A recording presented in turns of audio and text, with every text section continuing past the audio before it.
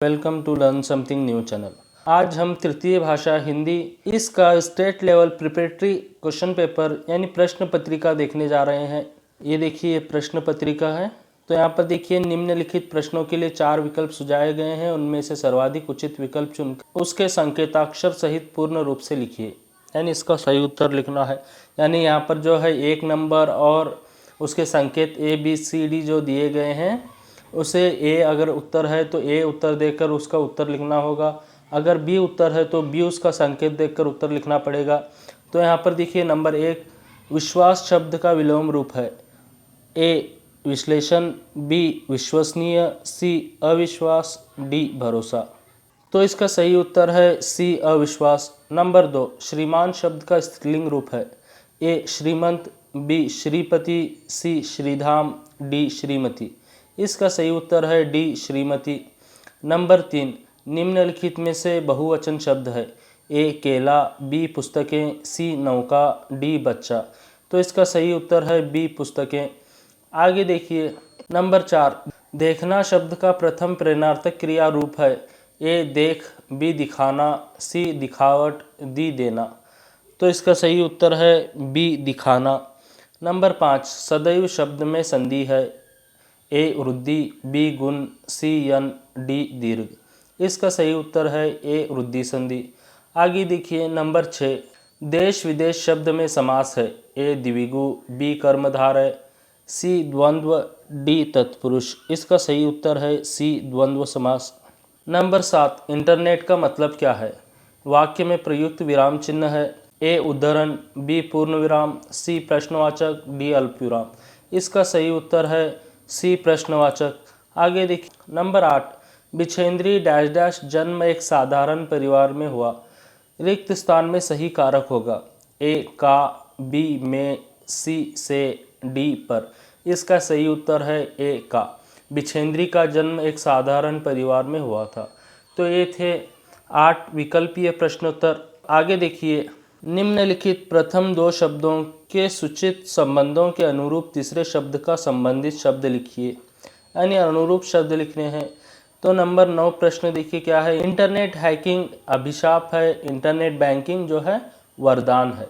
Number 10 मेरा बचपन की विधा आत्मकथा है, तो ईमानदारों के सम्मेलन में पाठ की विधा जो है व्यंग्य रचना है।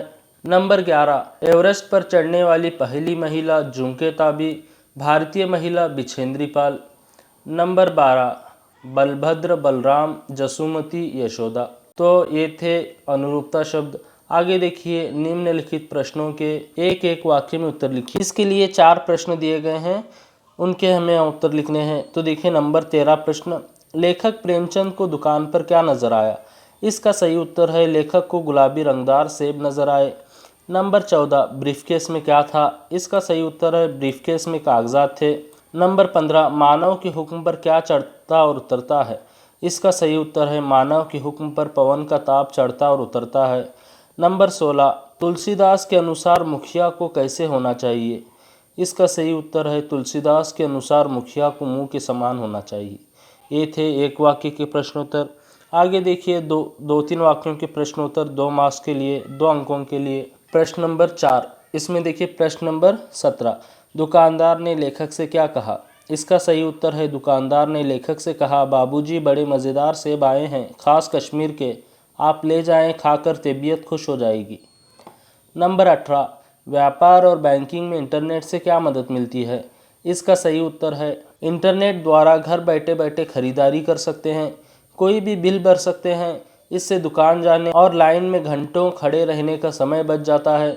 इंटरनेट बैंकिंग द्वारा दुनिया की किसी भी जगह पर चाहे जितनी भी रकम हो भेजी जा सकती है। नंबर 19 अब्दुल कलाम का बचपन कैसे बीता। इसका सही उत्तर है अब्दुल कलाम के पिता एक आडंबरहीन व्यक्ति थे और सभी अनावश्यक एवं ऐशो आराम वाली चीज़ों से दूर रहते थे। घर पर सभी आवश्यक चीज़ें समुचित मात्रा में सरलता से उपलब्ध थीं, इसलिए कलाम का बचपन बहुत ही निश्चिंतता और सादगी में बीता। नंबर 20 बांध और जलाशयों की उपयोगिता के बारे में लिखिए। इसका सही उत्तर है नदियों पर बांध बनाए जाने से हज़ारों एकड़ ज़मीन की सिंचाई की जा सकती है। जलाशयों की सहायता से ऊर्जा का उत्पादन भी किया जाता है। आगे देखिए, प्रश्न नंबर 21 बालकृष्ण अपनी माता से क्या क्या शिकायतें करता है? इसका सही उत्तर है बालकृष्ण अपनी माता से शिकायत करता है कि भाई मुझे बहुत चिढ़ाता है, कहता है कि तुम्हें यशोदा माता ने जन्म नहीं दिया। वह यह भी कहता है कि नंद और यशोदा तो गोरे हैं लेकिन तुम क्यों काले हो। आगे देखिए प्रश्न नंबर 22। दिनकर जी के अनुसार मानव का सही परिचय क्या है? इसका सही उत्तर है जो मनुष्य सभी मानवों से स्नेह का बांध बांधता है वही मानव कहलाता है। जो मानव दूसरे मानवों से प्रेम का रिश्ता जोड़कर आपस की दूरी को मिटाता है वही सही मानव है। नंबर 23। शनि का वायुमंडल कैसे बना है? इसका सही उत्तर है बृहस्पति की तरह शनि का वायुमंडल भी हाइड्रोजन, हीलियम, मीथेन तथा एमोनिया गैसों से इसका निर्माण हुआ है। अथवा शनि का उपग्रह टाइटन के बारे में लिखिए। इसका सही उत्तर है शनि का सबसे बड़ा चंद्र टाइटन सौर मंडल का सर्वाधिक महत्वपूर्ण और दिलचस्प ग्रह है। टाइटन हमारे चंद्र से भी काफ़ी बड़ा है। इसका व्यास 5150 किलोमीटर है। आगे देखिए प्रश्न नंबर 24। पाठ में लेखक ने सत्य का कैसे स्वरूप बताया है? इसका सही उत्तर है सत्य बहुत भोला भाला और बहुत ही सीधा साधा होता है। जो कुछ भी अपनी आँखों से देखा उसे बिना नमक मिर्च लगाए बोला गया सत्य होता है। सत्य एक दृष्टि का प्रतिबिंब है, ज्ञान की प्रतिलिपि है, आत्मा की वाणी है। अथवा शास्त्र में सत्य बोलने का तरीका कैसे समझाया गया है? इसका सही उत्तर है शास्त्र में सत्य बोलने का तरीका ऐसे समझाया गया है कि सत्यम ब्रूयात प्रियम ब्रूयात न ब्रूयात सत्यम प्रियम। यानी शास्त्र की सूक्ति है। इसका अर्थ यह है कि सच बोलो जो दूसरों को प्रिय लगे, अप्रिय सच मत बोलो। तो ये थे 2-3 वाक्यों के प्रश्नोत्तर। यहाँ पर 8 प्रश्नोत्तर दिए गए हैं। आगे देखिए प्रश्न नंबर 5। निम्नलिखित प्रश्नों के उत्तर 3-4 वाक्यों में लिखिए। ये जो प्रश्न है 3 मार्क्स के लिए या 3 अंकों के लिए दिए गए हैं। यहाँ पर 9 प्रश्न दिए गए हैं तो इनके उत्तर देखते हैं। यहाँ पर नंबर 25। गिल्लू के कार्यकलाप के बारे में लिखिए। इसका सही उत्तर है गिल्लू लेखिका के पैर तक आकर सर से पर्दे पर चढ़ जाता और फिर उसी तेज़ी से उतरता। उसका यह दौड़ने का क्रम तब तक चलता जब तक लेखिका उसे पकड़ने के लिए न उड़ती और लेखिका को चौंकाने के लिए गिल्लू कभी फूलदान के फूलों में छिप जाता, कभी पर्दे की चुन्नट में और कभी सोनजूही की पत्तियों में छिप जाता था। और दिन भर गिल्लू बाहर जाता और गिलहरियों के झुंड का नेता बना हर डाल पर उछलता कूदता रहता। ठीक 4 बजे वह खिड़की से भीतर आकर अपने झूले में झूलने लगता और लेखिका जब अस्पताल से वापस आई तो गिल्लू उनके सिरहाने बैठकर अपने नन्हे नन्हे पंजों से उनके बालों को हौले हौले से सहलाता रहता था। ये थे गिल्लू का कार्यकलाप। नंबर 26। ज़ैनुल आबदीन के व्यक्तित्व का परिचय दीजिए। इसका सही उत्तर है ज़ैनुल आबदीन अब्दुल कलाम जी के पिता थे। उनकी औपचारिक शिक्षा नहीं हुई थी और ना ही वे बहुत धनी व्यक्ति थे। इसके बावजूद वे बुद्धिमान थे और उनमें उदारता की सच्ची भावना थी। ज़ैनुल आबदीन एक आडंबरहीन व्यक्ति थे। ज़ैनुल आबदीन लकड़ी की नौकाएं बनाने का काम करते थे। नंबर 27। सोशल नेटवर्किंग एक क्रांतिकारी खोज है, कैसे? इसका सही उत्तर है सोशल नेटवर्किंग ने दुनिया भर के लोगों को एक जगह पर लाकर खड़ा कर दिया है। सोशल नेटवर्किंग के कई साइट्स हैं जैसे फेसबुक, आर्कुट, ट्विटर, लिंक्डइन आदि। इनसे दुनिया के लोगों के रहन सहन, वेशभूषा, खान पान, कला, संस्कृति आदि का प्रभाव पड़ता है। इस प्रकार यह एक क्रांतिकारी खोज है। आगे देखिए प्रश्न नंबर 28। एवरेस्ट की चोटी पर पहुंचकर बिछेंद्री ने क्या किया? विवरण दीजिए। इसका सही उत्तर है बिछेंद्री पाल ने एवरेस्ट की चोटी पर पहुंचकर अपने घुटनों के बल पर बैठ गई, फिर बर्फ को माथे पर लगाया, थैले से हनुमान चालीसा और दुर्गा माँ का चित्र निकाला और पूजा करके इनको बर्फ में दबा दिया। उठकर अंग दोर्जी के प्रति आदर भाव से झुकी। प्रश्न नंबर 29। कर्नाटक के प्राकृतिक सौंदर्य का वर्णन कीजिए। इसका सही उत्तर है कर्नाटक की प्राकृतिक सुंदरता नयन मनोहर है। प्रकृति माता ने कर्नाटक राज्य को अपने हाथों से संवार कर सुंदर और समृद्ध बनाया है। पश्चिम में विशाल अरबी समुद्र है। इस प्रांत के दक्षिण से उत्तर छोर तक लंबी पर्वतमालाएं फैली हुई हैं। ये पश्चिमी घाट कहलाती हैं। इन्हीं घाटों का कुछ भाग सह्याद्री कहलाता है। दक्षिण में नीलगिरी की पर्वतमालाएं शोभायमान है। आगे देखिए नंबर 30। मातृभूमि के प्रकृति सौंदर्य का वर्णन कीजिए। उत्तर कवि भगवती चरण वर्मा जी ने भारत माँ के प्रकृति सौंदर्य का वर्णन ऐसे किया है कि भारत माँ के खेत हरे भरे हैं और सुहाने हैं। जंगल और बगीचे फल फूलों से भरे हुए हैं। भारत माँ के अंदर खनिजों का व्यापक धन भरा हुआ है और माँ उस धन को मुक्त हस्त से बांट रही है। नंबर 31, समय बहुत अनमोल है, इस कथन का समर्थन कीजिए। इसका सही उत्तर है, समय अधिक महत्वपूर्ण एवं उपयोगी होता है। उसे जो अपना सच्चा साथी बनाएगा वो ही अपने काम में सफल होगा। जो काम करना है वो अभी करना चाहिए, कल के बारे में हमें कुछ पता नहीं। प्रश्न नंबर 32, निम्नलिखित दोहों का भावार्थ अपने शब्दों में लिखिए। यहाँ पर एक दोहा दिया गया है, राम नाम मणि दीप धरु जीह देहरी द्वार, तुलसी भीतर बाही रहो जो चाहसी उजियार।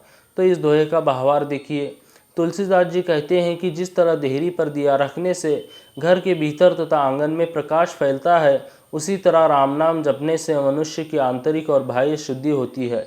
यदि मनुष्य भीतर और बाहर दोनों ओर प्रकाश चाहता है, अर्थात लौकिक और परलौकिक ज्ञान चाहता है, तो उसे मुख रूपी द्वार की जीभ रूपी देहरी अर्थात जिह्वा पर राम नाम रूपी मणि का दीपक रखना होगा, अर्थात जीभ के द्वारा अखंड रूप श्री राम का नाम का जप करना होगा। आगे देखिए प्रश्न नंबर 33, गद्यांश का अनुवाद कन्नड़ या अंग्रेजी में कीजिए। कर्नाटक में चंदन के पेड़ अधिक मात्रा में हैं, इसलिए कर्नाटक को चंदन का आगार कहते हैं। इससे चंदन का तेल, साबुन तथा कलाकृतियाँ भी बनाई जाती हैं। तो इसका सही उत्तर है अंग्रेजी में, sandalwood trees are abundant in Karnataka, that's why Karnataka is called sandalwood garden. From this sandalwood oil, soap and artifacts are also made. तो यह था अंग्रेजी का अनुवाद। अभी कन्नड़ का अनुवाद देखिए। ಶ್ರೀಗಂಧದ ಮರಗಳು ಕರ್ನಾಟಕದಲ್ಲಿ ಹೇರಳವಾಗಿವೆ, ಅದಕ್ಕಾಗಿಯೇ ಕರ್ನಾಟಕವನ್ನು ಶ್ರೀಗಂಧದ ಉದ್ಯಾನ ಎಂದು ಕರೆಯಲಾಗುತ್ತದೆ. ಇದರಿಂದ ಶ್ರೀಗಂಧದ ಎಣ್ಣೆ, ಸಾಬೂನು ಮತ್ತು कलाकृतिಗಳನ್ನು सह तैयारिಸಲಾಗುತ್ತದೆ। तो यह था कन्नड़ का अनुवाद। ये थे 3-4 वाक्यों के प्रश्न उत्तर, यानी 3 अंक के लिए या 3 मार्क्स के लिए क्वेश्चन आंसर। आगे देखिए, निम्नलिखित प्रश्न का उत्तर 5-6 वाक्यों में लिखिए। इसके लिए 2 प्रश्न दिए गए हैं। एक जो है यहाँ पर प्रश्न का उत्तर है और दूसरा जो है कविता का पद्य भाग पूर्ण करना होता है। तो नंबर प्रश्न देखिए 34 यानी 34 प्रश्न नंबर क्या है, बसंत की ईमानदारी का परिचय दीजिए। उत्तर, बसंत ईमानदार और स्वाभिमानी लड़का था। वह मेहनती भी था। वह बिना कुछ सामान बेचे मुफ्त में पैसे लेने के लिए तैयार नहीं है। वह दया की भीख नहीं लेना चाहता है, वह परिश्रम करके जीना चाहता है। बसंत राजकिशोर से भीख नहीं लेकर उन्हें छलनी खरीदने के लिए प्रेरित करता है। राजकिशोर द्वारा दिए गए नोट भुनाने के लिए वह बाजार जाता है, लेकिन लौटते समय मोटर दुर्घटना में उसके दोनों पैर कुचले जाते हैं, इसलिए वह नहीं लौट पाता। जब 15 मिनट तक बसंत नहीं लौटा तो राजकिशोर अब नहीं लौटेगा कर सोचकर अपने घर चला जाता है। होश आते ही राजकिशोर को छुट्टे पैसे वापस देने के लिए बसंत अपने भाई प्रताप को उनके घर भेजता है। इससे उसकी ईमानदारी मालूम पड़ती है। आगे इसके लिए एक और अथवा प्रश्न यहाँ पर दिया गया है, पंडित राजकिशोर मानव के साकार मूर्ति थे, कैसे बताइए। तो इसका भी यहाँ पर उत्तर दिया गया है। पंडित राजकिशोर मजदूरों के नेता हैं, गरीबों के प्रति सहानुभूति दिखाने वाले व्यक्ति हैं। वे निस्वार्थ सेवा करते हैं। बसंत की स्वाभिमानता देखकर आवश्यकता न रहने पर भी सहायता करने की दृष्टि से वे उससे छलनी खरीदते हैं। प्रताप से बसंत के दुर्घटनाग्रस्त होने का पता चलते ही उसके घर पहुंचते हैं और अस्पताल ले जाने का प्रबंध करते हैं। डॉक्टर से इलाज करवाते हैं और दोनों को सांत्वना देते हैं। आगे देखिए, निम्नलिखित कवितांश पूर्ण कीजिए। तो यहाँ पर एक कविता दी गई थी, पार्ट नंबर 17, कोशिश करने वालों की कभी हार नहीं होती, इसमें से। तो यहाँ पर हमने इसे पूरा किया है। असफलता एक चुनौती है, इसे स्वीकार करो। क्या कमी रह गई देखो और सुधार करो। जब तक न सफल हो नींद को त्यागो तुम, संघर्ष का मैदान छोड़कर मत भागो तुम। यही थी कविता।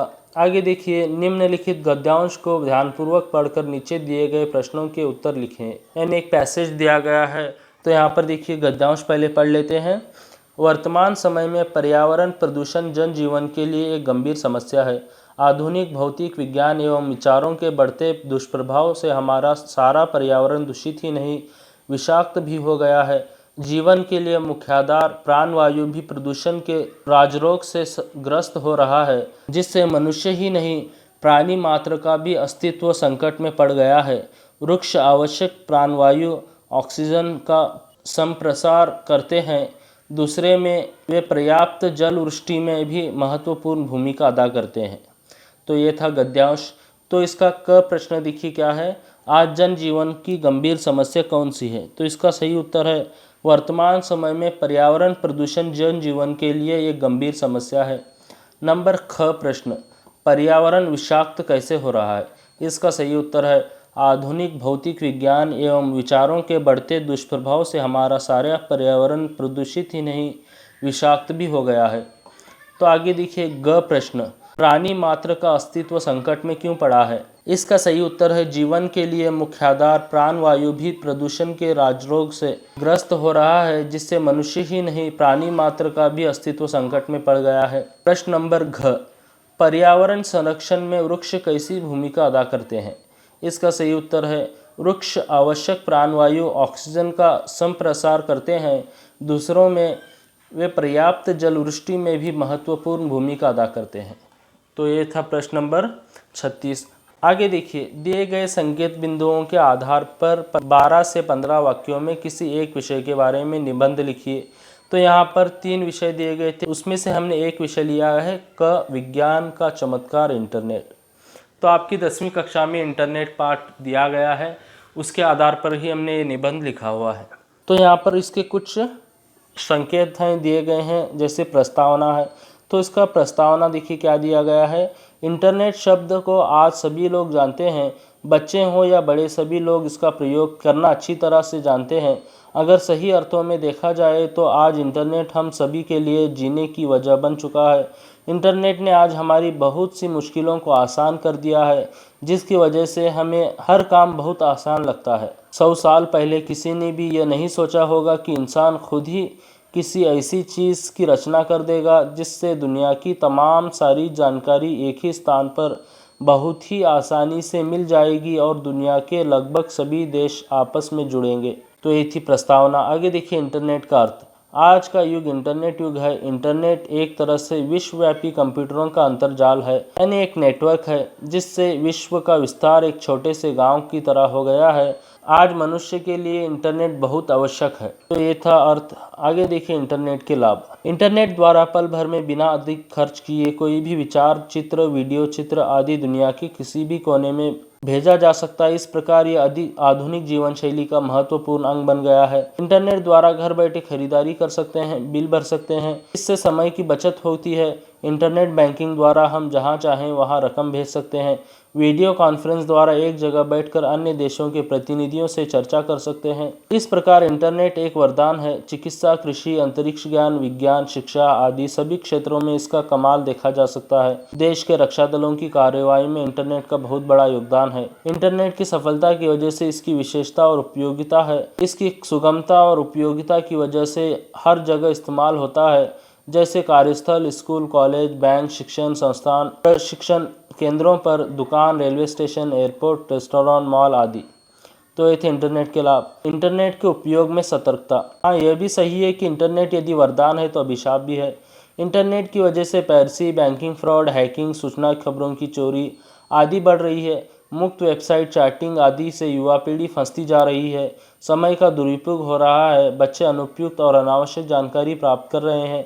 अतः लोगों को चाहिए कि इंटरनेट से सचेत रहें। गोपनीय दस्तावेजों की चोरी के लिए स्पैमिंग का इस्तेमाल किया जाता है। यह एक अवांछनीय ईमेल होती है जिसके माध्यम से गोपनीय दस्तावेजों की चोरी की जाती है। तो इसका उपसंहार देखिए क्या है। इंटरनेट आज की दुनिया में हर किसी के जीवन के लिए बहुत महत्वपूर्ण हो गया है। इंटरनेट जानकारियों का समूह है जो दुनिया के सभी कंप्यूटरों से जानकारी प्राप्त करके हमें सर्च इंजन और अन्य वेबसाइटों की सहायता से सूचनाएं प्रदान करता है। आजकल सरकारी, गैर सरकारी कार्यालयों, स्कूल, कॉलेजों, हॉस्पिटलों, बैंक, छोटे से लेकर बड़े व्यापार में इंटरनेट का प्रयोग किया जाता है। इंटरनेट के कारण दुनिया के प्रत्येक व्यक्ति को इससे लाभ पहुंचता है, लेकिन आज भी हमारे देश के कई ऐसे स्थान हैं जहां पर इंटरनेट पहुंच नहीं पाया है। इसके लिए प्रत्येक व्यक्ति तक इंटरनेट पहुंचाना चाहिए। इंटरनेट का उपयोग मात्र मनोरंजन के लिए करना सही नहीं, क्योंकि इंटरनेट से हम कई प्रकार के ज्ञान प्राप्त कर सकते हैं और विश्व को एक नए स्तर पर ले जा सकते हैं। तो ये था निबंध। आगे देखिए प्रश्न नंबर 9। प्रश्न नंबर 9 में देखिए निम्नलिखित विषय के बारे में पत्र लिखिए, यानी एक प्रश्न है उसके बारे में हमें पत्र लिखना है। तो प्रश्न नंबर 38 और ये अंतिम प्रश्न है। कोई सकारण बताते हुए 4 दिन की छुट्टी के लिए अपनी पाठशाला के प्रधानाध्यापक जी को एक पत्र लिखिए। तो यहाँ पर देखिए क्या है, पहला है दिनांक, 25/2/2022 यानी आज की दिनांक है। तो प्रेषक, सबसे पहले जो है प्रेषक यानी जो पत्र लिख रहा है उसका नाम अ ब का 10वीं कक्षा सरकारी हाई स्कूल बेंगलुरु, तो बेंगलुरु का पिन कोड है। सेवा में यानी प्रधान अध्यापक जी सरकारी हाई स्कूल बेंगलुरु, यानी उसी स्कूल में बच्चा पढ़ता है तो उसी स्कूल में वो पत्र दे रहा है। विषय 4 दिन की छुट्टी हेतु पत्र, तो 4 दिन की छुट्टी मांगने के लिए इसने ये पत्र लिखा हुआ है। तो देखिए यहाँ पर क्या है, महोदय, उपर्युक्त विषय के अनुसार सविनय निवेदन है कि कल रात से मुझे तेजी से बुखार आ रहा है, पाठशाला आना मुश्किल है, इसलिए कल से 26/2/2022 से लेकर 29/2/2022 तक कुल मिलाकर 4 दिन की छुट्टी देने के लिए कृपा कीजिए। बुखार कम होते ही पाठशाला आ जाऊंगा। धन्यवाद सहित आपका आज्ञाकारी विद्यार्थी अबक। तो यह था प्रश्न पत्रिका 10वीं कक्षा का। इस वीडियो को देखने के लिए आप सभी का धन्यवाद। आपने अभी तक इस चैनल को सब्सक्राइब नहीं किया है तो जल्दी से जल्द इस चैनल को सब्सक्राइब करें। इस वीडियो को ज़्यादा से ज़्यादा अपने मित्रों को शेयर करें।